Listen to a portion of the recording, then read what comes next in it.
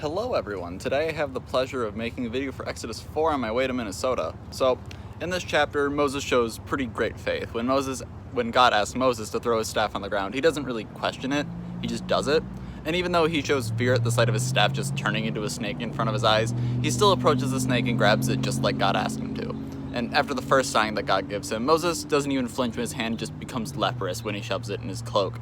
And then he puts it back in, takes it out, and it's healthy again. He doesn't seem to question it. And the third sign's just kind of brushed over, but it's just turning water into blood, nothing special. Jesus does it, but with wine. And then Moses starts complaining about not being good speakers. Then God kind of sasses Moses back and summons Aaron to speak for Moses when he goes into Egypt to talk to Pharaoh.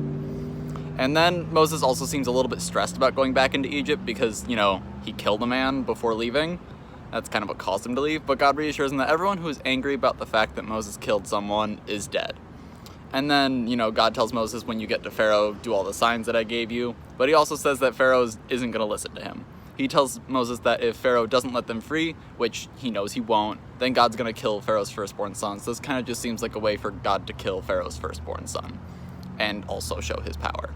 And then Aaron and Moses meet up, and Moses tells Aaron everything that God told him. And then Moses and Aaron, but mostly Aaron, tell the Israelites, and they believe that God spoke to Moses, and they worship immediately.